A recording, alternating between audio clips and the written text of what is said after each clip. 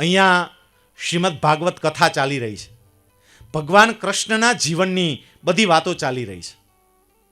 ભગવાન કૃષ્ણના જીવનનો એક અદ્ભુત પ્રસંગ છે કે જ્યારે કૃષ્ણ મામા કંસના આમંત્રણથી મથુરા પધાર્યા. કદાચ આપનામાંથી ઘણાને ખબર પણ હશે કે જ્યારે મથુરા આવ્યા ને ત્યારે કૃષ્ણના રહેવાની વ્યવસ્થા રાજા કંસના મેલમાં કરવામાં આવી હતી. મેલમાં બહુ સરસ મજાની એની વ્યવસ્થા હતી, પણ કૃષ્ણ મેલમાં નહોતા રોકાણા. કૃષ્ણ એ વખતે ઉપવનની અંદર બગીચામાં રોકાણા. અને અક્રૂરજી જ્યારે કૃષ્ણને મળવા માટે ગયા, કૃષ્ણને પૂછ્યું કે તમારા માટે મહારાજાએ બહુ સરસ વ્યવસ્થા કરી છે મેલમાં, તમામ પ્રકારની સુવિધાઓ તમારા માટે ઊભી કરવામાં આવી છે, તો તમે મેલમાં કેમ નહીં અને તમે અહીંયા કેમ આવ્યા? એ વખતે બહુ જ સરસ જવાબ એ કૃષ્ણ આપે છે. ને કૃષ્ણ એવું કહે છે કે તમારી વાત સાચી અક્રૂરજી, બધી જ મામાએ મેલમાં વ્યવસ્થા કરી છે, પણ સાથે સાથે તમે એ જાણો છો કે મને જન્મ આપનાર પિતા વસુદેવ અને માતા દેવકી અત્યારે બંને જેલમાં છે. એ બંને કારાવાસનું દુઃખ ભોગવી રહ્યા છે. મારા માતા પિતા જો જેલમાં હોય તો મને મેલનો આનંદ માણવા માટેનો કોઈ અધિકાર નથી. જ્યાં સુધી મારા માતા પિતાને હું જેલમાંથી મુક્ત ન કરાવી દઉં ત્યાં સુધી હું મેલમાં ન રહી શકું.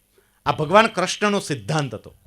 સમજી રાખજો, માતા પિતા સાવ સામાન્ય પરિસ્થિતિમાં જીવતા હોય ત્યાં સુધી આપણને આપણો મેલ આનંદ નહીં આપે. જો એમને એ પ્રકારનું ગમતું હોય, હમણાં જ અમે વાત કરતા હતા કે ખાસ કરીને કેટલાક વડીલો, એમને ગ્રામ્ય જીવન બહુ જ ગમતું હોય છે.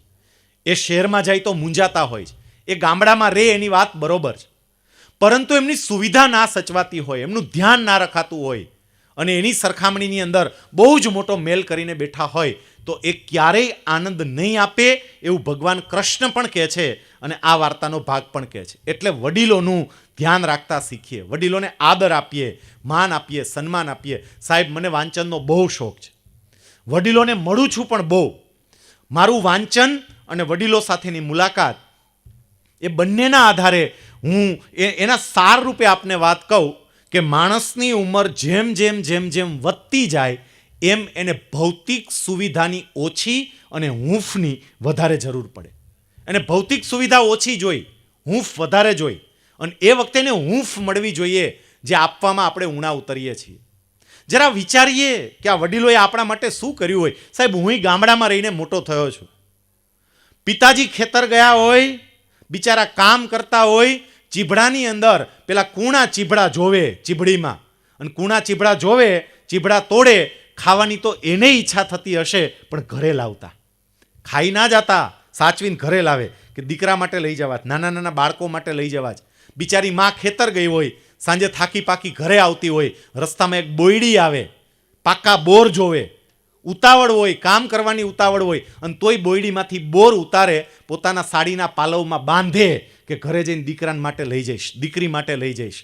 સાહેબ, બાજુમાં પડોશીને ત્યાં કોઈ મહેમાન આવ્યું હોય, સરસ મજાની રસોઈ બની હોય, અને પડોશીને ત્યાં વાટકી વ્યવહાર હોય, એટલે એમને ત્યાં મહેમાન આવ્યા હોય તો એક વાટકીની અંદર, એક થાળીની અંદર, એક થાળીની અંદર થોડી પૂરી, થોડો શીરો, બે ચાર ભજીયા, એવું બધું આપી જાય. આ બધી ઘટના હું આપને યાદ કરાવું છું, યાદ કરજો.